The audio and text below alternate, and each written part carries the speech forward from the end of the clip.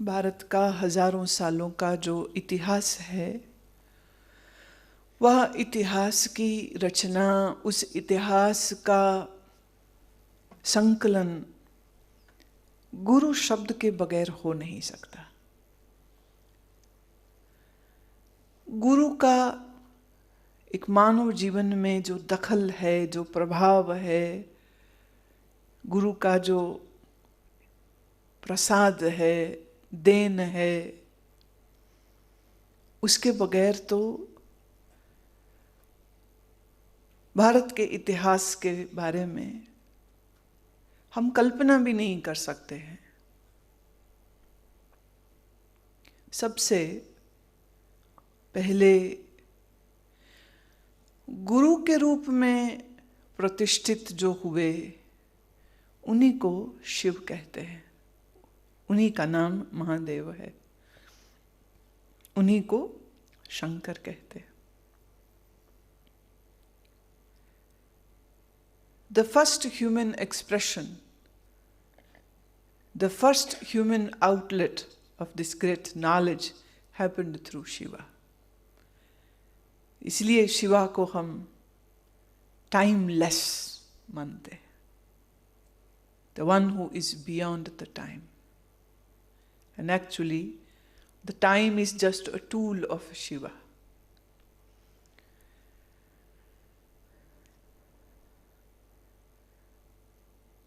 शिव के समय से लेकर आज के इस 21वीं सदी तक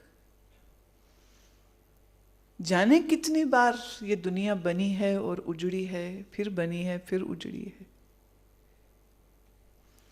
जैसी दुनिया हम आज देख रहे हैं, ऐसी दुनिया बहुत बार पहले भी बन चुकी है, फिर बन के मिटती है, फिर बनती है, फिर मिटती है। मानव का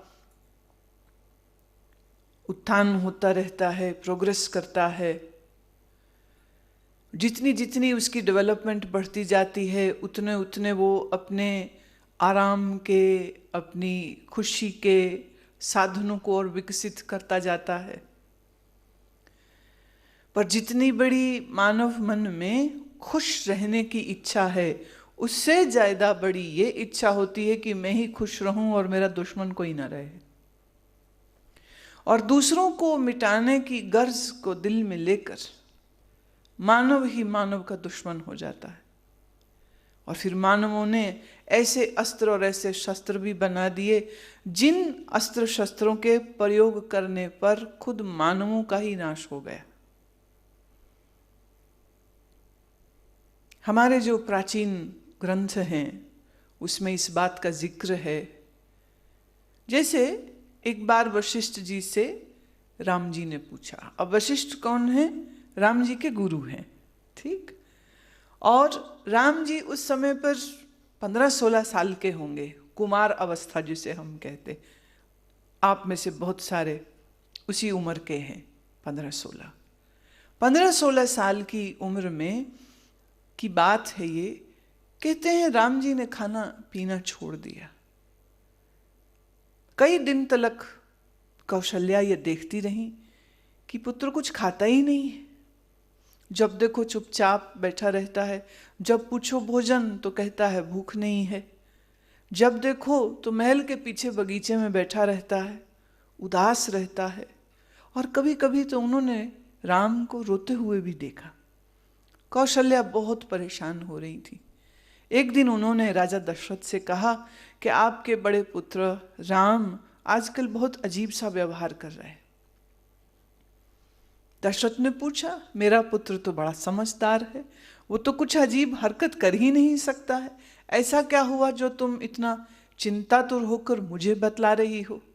तो कौशल्या ने अपनी सारी मनोव्यथा कही कि कई दिन से ना तो वो ठीक से खा रहे हैं, ना तो वो ठीक से सोता है। रात को भी मैं देखती हूँ वो महल की छत पर टहल रहा होता है।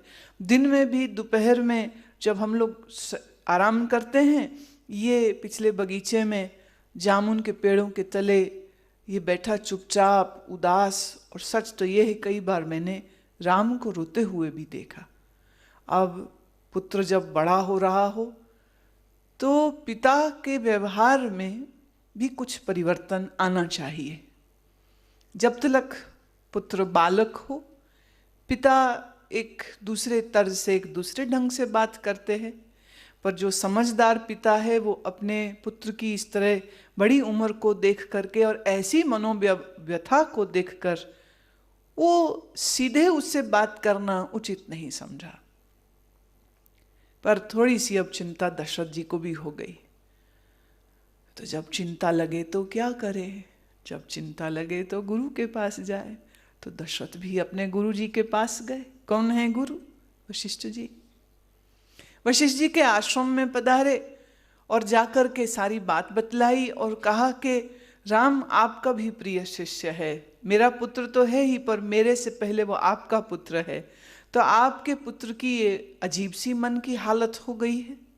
अब ये जो मैं बात आपको सुना रही हूँ, ये गोस्वामी तुलसीदास की रामायण में नहीं है, और ये बात आपने फिर कभी टेलीविज़न के किसी सीरियल में भी नहीं देखी होगी, क्योंकि आपने राम की जिस जीवन कथा को देखा है ये उस कथा से बिल्कुल ही अलग है। और ये कथा का जो स्रोत है, जो जिस ग्रंथ से ये निकल रही है, उस ग्रंथ का नाम है योग वशिष्ठ। तो ये योग वशिष्ठ की कथा है। तो दशरथ के द्वारा ये सारी बात सुन करके गुरु वशिष्ठ जी ने कहा कि तुम चिंता मत करो राजन, हम राम को भी अच्छे से जानते हैं, राम के मन को भी अच्छे से जानते हैं, और ऐसे भी साधारणतः मानव मन किस किस रंग में जा सकता है हम उसका भी ज्ञान रखते हैं। तो आप निश्चिंत रहिए, मैं कल ही आता हूँ और राम से मिलता हूँ। अगले ही दिन सुबह ही सुबह वशिष्ठ जी पधारे। दशरथ के बताने पर कि अभी भी वो पीछे बगीचे में चुपचाप अकेले बैठा है, वशिष्ठ जी वहीं चले गए।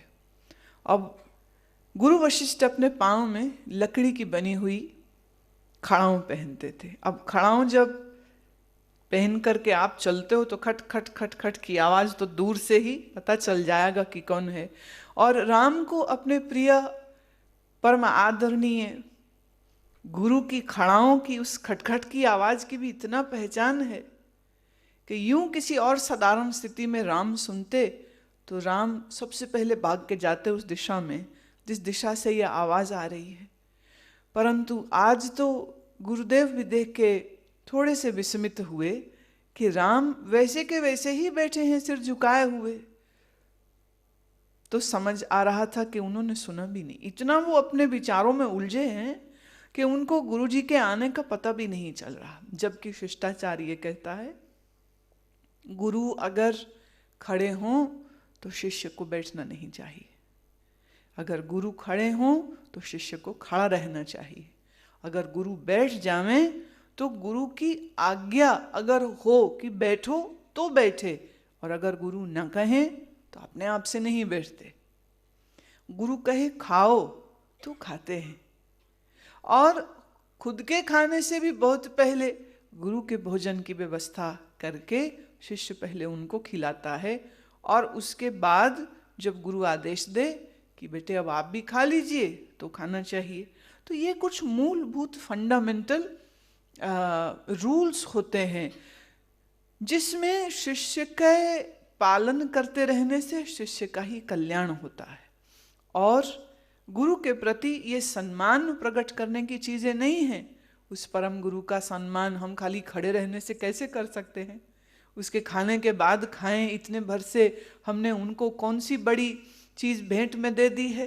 परंतु शिष्टाचार का जो तरीका है उसका पालन निश्चय ही करना चाहिए। जो भी कोई थोड़ा भी बुद्धि रखता है, गुरु के महत्व को जानता है, उन्हें इस बात का हमेशा ध्यान रखना चाहिए। बात चल रही है तो मैं थोड़ा इसमें और दो बातें और जोड़ती हूँ। कभी भी गुरु की पीठ पीछे नहीं खड़े होते, और कभी भी गुरु की तरफ पीठ करके नहीं बैठते। जब बैठे तो गुरु के सन्मुख बैठना चाहिए, बाएं दाएं ऐसी जगह में न बैठ जाए कि गुरु की नज़र ना पड़े। और पीछे तो खड़े होने का मतलब कोई नहीं है। हाँ, अगर पुराने समय में पंखा कोई कर रहा है गुरु को, तो भी पीछे खड़े होने की आवश्यकता नहीं, तो भी वो हमेशा साइड में खड़े होते थे, पीछे में बिल्कुल। और पीठ तो कभी भी नहीं, गुरु की तरफ पांव बढ़ा करके बैठ जाना कभी भी नहीं। जो भारत में रहते हुए भारतीय धर्म से परिचित होने के बाद भी जो इतनी भी समझ नहीं रखता है कि गुरु का अभिवादन कैसे किया जाना चाहिए, तो मैं ऐसे लोगों को सिर्फ इग्नोरेंट, अज्ञानी ही कह सकती हूँ, और तो क्या कहें। पर ये एक बड़ी विचित्र बात है, जो लोग दूसरी संस्कृतियों में पैदा हुए हैं वह लोग हमारे तौर तरीके को सीख करके और उस ढंग से, उस शिष्टाचार से व्यवहार करते हैं। पर कई दफ़े जो अपने देश में, भारत में जो जन्मे हैं, जो यहीं रहे हैं, जो यहीं पले हैं, जो यहीं पढ़े हैं, तो वो हेलो गुरु माँ, तो Guru Maa is fine with the hello, I have no problem in that, but that just shows that you are not well exposed, you are not well trained how you should behave with a master. We don't use our hands, we don't wave. Whenever we have to use our hand, we are always folding it. We always fold it and do the pranam, and it's always with the bow of the head. But preferably, it is always when you do the pranam, the head is right on the floor. It is a sign of a surrender. जब sir को हम जमीन पर रखते हैं तो ये इस बात का चिन्ह होता है कि हमने अपने आप को समर्पित किया है। हम अपना आप, हमारा सबसे श्रेष्ठ हिस्सा क्या है? सर। और वो हम अपनी श्रेष्ठतम वस्तु गुरुदेव आपको देते हैं, अब इस खोपड़ी में कुछ अकल डाल दीजिए, अभी अकल है नहीं। तो हमको अकल, हमको ज्ञान, हमको बुद्धि के जो देने वाले हैं, ऐसे सदगुरु को नम्न किया जाता है। हाथ हिला के हेलो हाय करना, ये थोड़ा सा शिष्टाचार के, मैं ये नहीं कह रही गलत है, पर मैं ये कह रही हूँ जो शिष्टाचार है उससे मेल नहीं खाता है। अब वशिष्ठ जी जब पहुंचे राम जी के बहुत करीब, तो फिर उन्होंने पुकारा, हे राम क्या कर रहे हो? अब जब कानों में आवाज आई तो एकदम झटका खा करके राम जी क्या देखते हैं, ये स्वप्न है कि जागृत है? ये मेरे गुरुदेव, साक्षात गुरुदेव यहाँ कैसे आ गए? बिल्कुल अकस्मात, कोई खबर नहीं कोई। और जब भी कभी वो महल में आते तो उनके आने की खबर पहले से सबको होती, सब लोग उनके स्वागत के लिए मुख्य द्वार पर होते, उनके भोजन इत्यादि की व्यवस्था कर रहे होते, कहाँ बैठेंगे, कहाँ वो विश्राम करेंगे, ऐसा सब दौड़ भाग कर रहे होते, क्या राजकुमार और क्या राजा दशरथ सब। पर ये अकस्मात गुरुदेव यहाँ कैसे आ गए?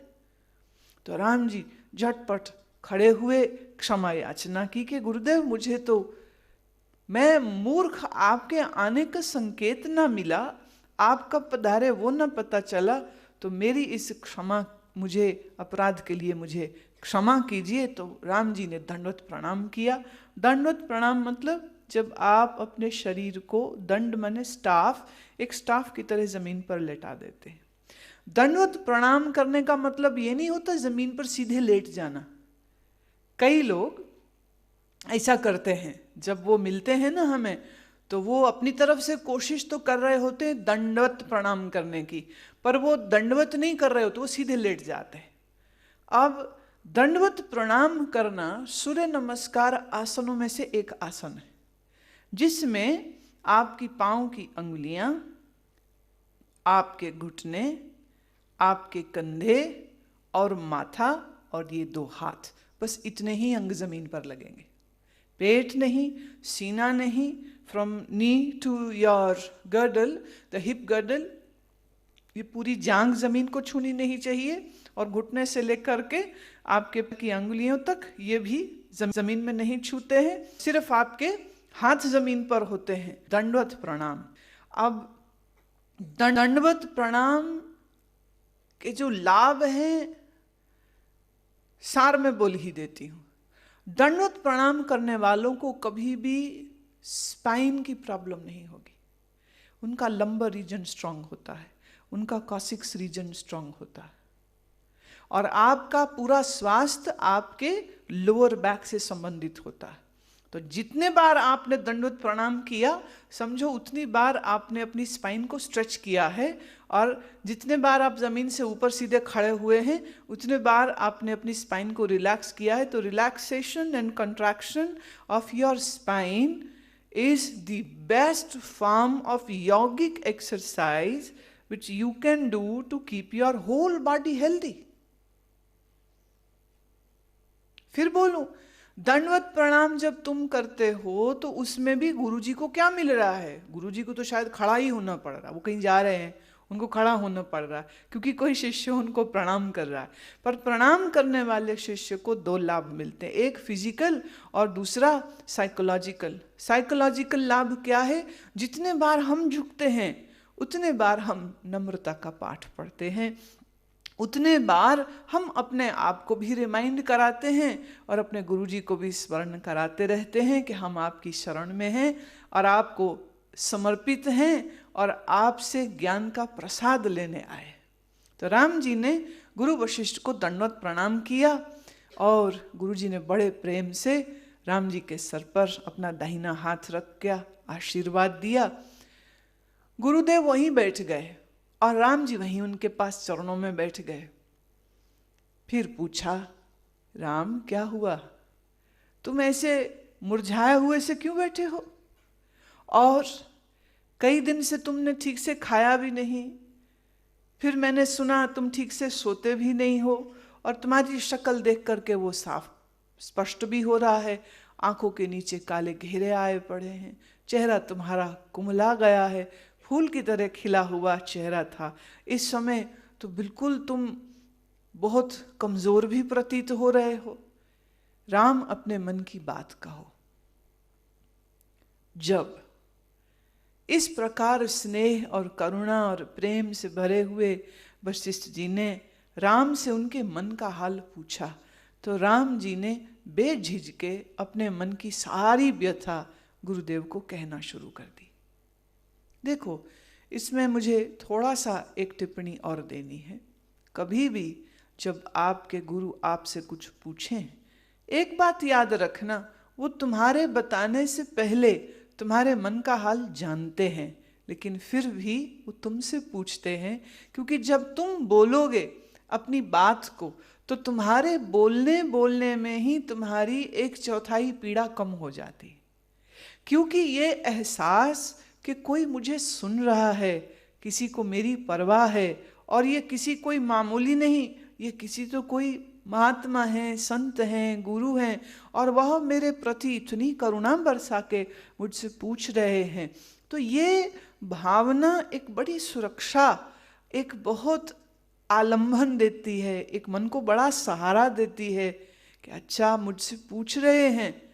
पर एक बात याद रखना, पूछ भले रहे हों पर पता उन्हें पहले से होता, लेकिन पूछना आवश्यक है, क्योंकि पूछने पर ही तो अपने मन की व्यथा को वो बोलेगा। और सत्य यह है कि जब आप बोलना शुरू करते हो तो बोलते बोलते बोलते मन ऐसे भी हल्का होने लग जाता है। राम के बोलने को गुरु वशिष्ठ जी ने बहुत सहानुभूति से सुना और राम लगे कहने कि गुरुदेव, मैं ये सोचता हूँ कि मैं कौन हूँ, और रोज रोज कितने ही पत्ते वृक्ष से सूख के गिर जाते हैं। जिन पत्तों को, जिन फूलों, जिन फलों को देख देख कर हम खुश होते हैं और लगता है ये फल तो कितनी दूर है और इसको मैं कैसे पकड़ लूँ, इसको मैं कैसे उतार लूँ, इसको मैं कैसे खा लूँ, हम इतनी योजना दिमाग में बना रहे हैं, और जरा सी आंधी चली और पका हुआ फल जमीन पर गिर जाता है, गिरते ही फल टूट जाता है, चूर चूर हो जाता है, किसी के खाने योग्य भी नहीं रह जाता। इतना सुंदर था वो फल जब वृक्ष पर था, पर नीचे गिर गया तो उसकी हालत ऐसी हो गई कि पशु भी अब उसको खाने को तैयार नहीं है। राम ने कहा, गुरुदेव, मैं सोचता हूँ कि जैसे ये फल इतना सुंदर और फिर कैसा कुरूप हो गया, तो हम मानवों का जीवन भी तो क्या ऐसा ही नहीं?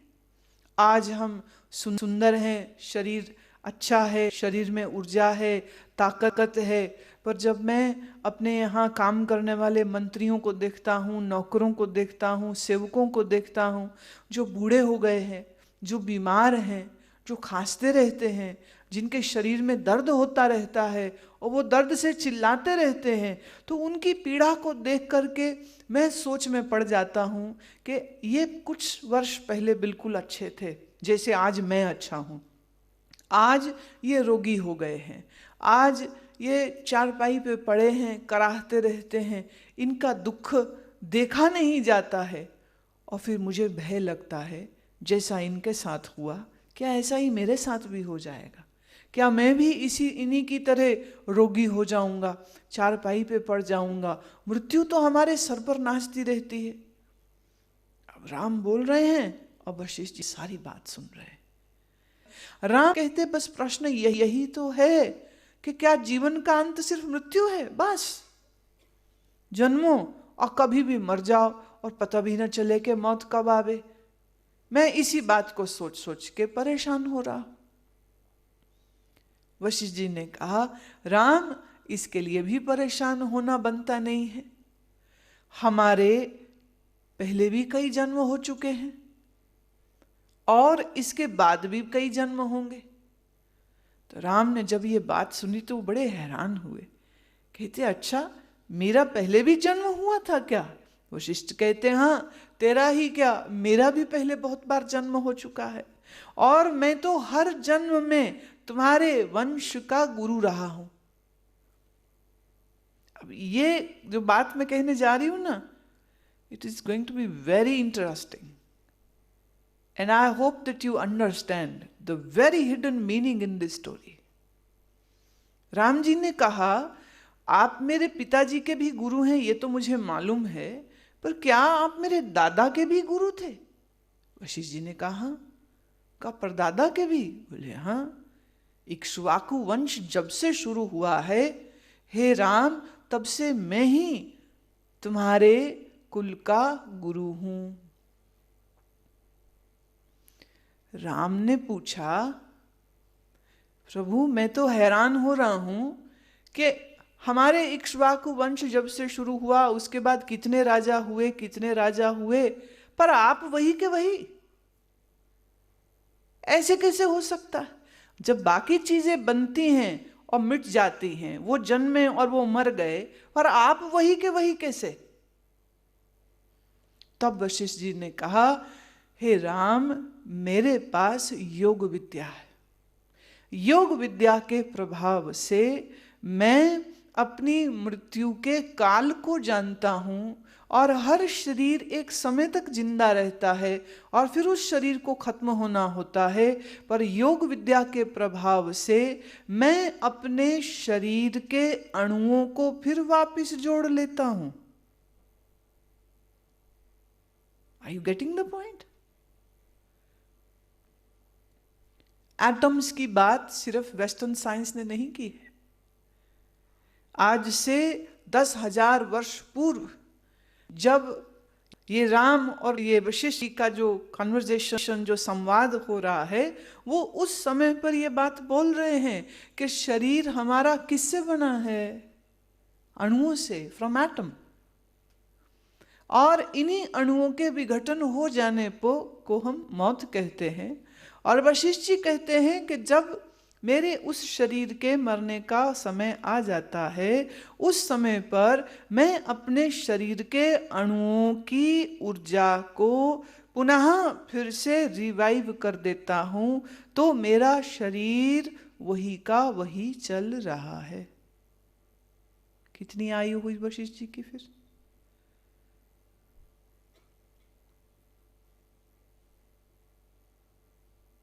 जैसे ये बात फिजिक्स में आपने जरूर पढ़ी होगी, energy never dies, energy just changes its form, right, from one form to other form.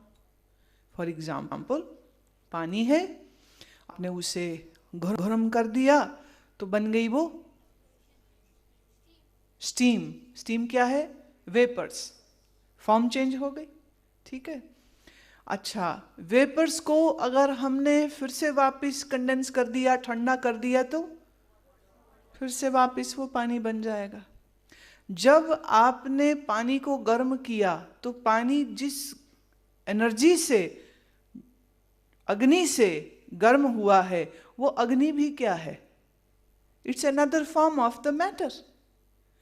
Matter और एनर्जी, फर्स्ट लेवल में आपको ये पढ़ाया जाता है, मैटर अलग है, एनर्जी अलग है, पदार्थ अलग है और ऊर्जा अलग है। पर जैसे जैसे आपकी क्लासेस आगे आगे बढ़ती चली जाती हैं, वैसे वैसे आपका ज्ञान बढ़ाता जाता है और फिर फाइनली आपको इस तथ्य तक ले जाया जाता है कि energy and matter are one. They just keep on interchanging. They just change their form. As such, it is the same energy which is converting itself into matter, and that same matter can be converted back into energy. Right?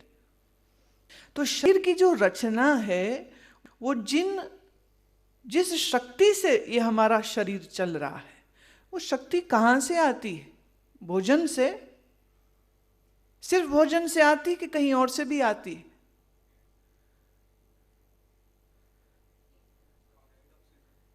बहुत सारी बातें हैं अब इसमें जो हम बात कह रहे हैं, इसका बड़ा, it's a very wide spectrum of answers in this. Oxygen तो है ही, ऑक्सीजन तो तुम ले रहे हो, तो ये प्राण वायु है, आपका शरीर तो चलेगा ही उसी से, आपके लंग्स उसी से चलेंगे, आपका पूरा शरीर का सिस्टम उसी से चलेगा। अच्छा, मुझे एक बात बताओ, जो मर चुका है उसके हम मास्क लगा दें ऑक्सीजन का, तो उसका शरीर चलने लग जाएगा क्या? नहीं। ऑक्सीजन मास्क और ऑक्सीजन से शरीर नहीं चलता। जो मरा हुआ है उसके मुंह में भोजन डाल दो, विटामिन, न्यूट्रिएंट, प्रोटीन्स के इंजेक्शंस उसके शरीर में लगा दो, उससे क्या वो चलने लग जाएगा? नहीं। तो शरीर हमारा भोजन से चलता है? सिर्फ नहीं। सिर्फ इस ऑक्सीजन से चलता है? नहीं। तो हमारा शरीर काहे से चलता है फिर? प्राण से। प्राण का अर्थ क्या होता है? जिसे हम कहते हैं प्राण, यह कॉस्मिक एनर्जी, जिसे हम बोलते हैं दिव्य ऊर्जा, और यही दिव्य ऊर्जा, यही प्राण हमारे शरीर को जिंदा रखते हैं। हमारे आँख, कान, नाक सब चलते हैं, दिमाग सोचता है। अब ये जो प्राण है, ये हमारे शरीर में कैसे कार्य करता है, इसका पता अभी साइंटिस्ट को भी नहीं है, लेकिन इसका पता हमारे योगियों को था और है। आज भी ऐसे योगी मौजूद हैं जो मृत्यु के इस प्रोसेस को, प्राण की इस प्रोसेस को जानते हैं, और जब तक वो चाहेंगे तब तक वो जिएंगे। और वशिष्ठ जी तो खास करके ऐसे ही एक ऋषि हैं जो शरीर के इस इंटरनल एनाटॉमिकल सेल्यूलर प्राणिक सिस्टम को जानते थे, और प्राण विद्या कैसे कार्य करती है वो उसको भी जानता है, और ये प्राण शक्ति क्या है उसको भी जानता है, दिव्य ऊर्जा क्या है उसको भी जानता है। और वशिष्ठ जी ये सब बोध रखते थे, और इसीलिए वो पूज्य हैं, इसीलिए वो आदरणीय हैं, इसीलिए श्री राम उनको अपना गुरुदेव बुलाते हैं। तो वशिष्ठ जी ने कहा कि राम, इसके पहले भी तू बहुत बार हो चुका है, और फिर भी तेरे जन्म होंगे, और मैं भी हमेशा तेरे साथ ही हूं, अब तक भी रहा हूं और फिर भी रहूंगा। तो अब इसमें चिंता करने वाली क्या बात है? तो राम जी ने फिर आगे और प्रश्न पूछा कि हमारे इस जीवन का, मानव जीवन का उद्देश्य क्या है? हम क्यों पैदा हुए हैं? क्या सिर्फ मरने के लिए पैदा हुए? हमारा जन्म क्यों हुआ है? हम क्यों हैं, हम कुछ और क्यों नहीं हैं। आप देखो ना अपने आसपास, कुत्ता है, बिल्ली है, गाय है, घोड़ा है, गधा है, खच्चर है, ऊंट है, ये सब जीव हैं और इंसान भी हैं। तो तुम इंसान ही पैदा हो रहे हो, तुम मच्छर, मक्खी, छिपकली, सांप, ये क्यों नहीं। और अगर ये है तो इनके होने का भी कोई अर्थ है, कोई उद्देश्य होगा। और तुम अगर मानव हो तो तुम्हारे मानव होने का भी कोई तो उद्देश्य होगा। तो वो उद्देश्य क्या है, और मैं उसी उद्देश्य को सोच रहा हूं और मुझे कोई उत्तर नहीं मिल रहा है। हे गुरुदेव, मैं इसीलिए बहुत व्याकुल हूं, बड़ा परेशान हूं मैं इस बात के लिए। देखो, जब तक आप ना सोचो तो ना सोचो, किसी चीज को ध्यान न दो तो न दो, पर जब आपका ध्यान किसी चीज पे जाने लग जाए और उसका जवाब ना मिले तो परेशानी तो होगी ही नहीं। हमारे जीव को भी आदत है, जब तक मुंह में 28 दांत या 32 दांत बने रहें तब तक जीव आराम से दोनों जबड़ों के बीच में पड़ी रहती है। एक दांत कोई निकल जाए, जीभ कहाँ जाती है, बार बार वहीं उसी स्पेस में जाते जहां दांत नहीं होता है। तो श्री राम ने जो ये प्रश्न रखा गुरु वशिष्ठ के सामने, उसका उत्तर उन्होंने क्या दिया ये तो मैं बताऊंगी आपको बाद में। लेकिन फिलहाल के लिए इस बात को जाने कि गुरु का जीवन में महत्व बहुत बड़ा है। और शायद इसीलिए पुराने समय में, वैदिक काल में, जैसे ही बच्चा 8 साल का हो जाता था उसका उपनयन संस्कार करके उसको गुरु के आश्रम में छोड़ाते थे। क्या सिस्टम था वैसे, हा? इतने आयु में बच्चे को गुरु जी के पास छोड़ाते थे और गुरु जो हैं उस बच्चे को अपने यहाँ रखते, पढ़ाते लिखाते, जीवन के सब पाठ पढ़ाते। और सिर्फ स्कूल की शिक्षा ये नहीं बेंचों में बैठे और पढ़ाइयाँ चल रही हैं, ना ना ना, जिंदगी को जिंदगी के करीब ले जा करके सिखाया जाता था। तो भोजन से लेकर के सोने तक, सुबह उठने से लेकर रात शयन तक, रात नींद के समय तक, ये पूरा समय ये सब विद्यार्थी अपने गुरु के पास रहते। और गुरु गाना भी सिखाते, योगा भी सिखाते, गणित भी सिखाते, एस्ट्रोनॉमी भी सिखाते। तो प्रारंभ में जो हमारी इस दुनिया में काम आने वाली चीजें हैं गुरु वो सिखाया करते। गुरु के साथ उनके दूसरे शिष्य भी रहते, ऐसे ही समझो जैसे एक प्रिंसिपल है और बाकी टीचर्स हैं। वो बस उसी तरह से बाकी संत जो हैं वो भी इन परम गुरु का, परम आचार्य की मदद करते और सब अलग अलग अलग अलग कक्षाओं को लेते रहते। और होता ये कि शरीर भी सशक्त, योगासनों के अभ्यास से, सेवा करते रहने से शरीर पुष्ट भी हो जाता। और ये सब ज्ञान को प्राप्त करके इस दुनिया में काम आने वाला जितना ज्ञान है उसको भी प्राप्ति मिलती। और साथ ही साथ गुरु गायत्री और प्रणव का उच्चारण कैसे करना, कैसे मानसिक शक्तियों को बढ़ाना, अपने मन को हम कैसे समझें, ये सब बात भी समझाते। तो जब तक उसकी सारी विद्या पूरी होती ये बच्चा तकरीबन हम कह सकते हैं हर प्रश्न के उत्तर को जान चुका होता था। और ऐसे पूर्ण विद्या को प्राप्त करके फिर गुरु से आज्ञा लेकर वापिस अपने घर को आते। तो जो भी उनका कारोबार है, जो भी व्यवसाय है उनके पिता का, या जो भी वो खुद करना चाहते हैं वो अपने उस कार्य में लग जाते। लेकिन इस पूरे जीवन की रूपरेखा को जिनने बनाया उन सदगुरु के साथ संपर्क हमेशा बन ही गया, बनाना थोड़ी पड़ेगा, अब तो बन गया। क्योंकि विद्या का जो दान गुरु ने दिया है उस विद्या के साथ रहते पर जिंदगी में कभी भी परेशान नहीं होता, दुखी नहीं होता, चिंता नहीं करता।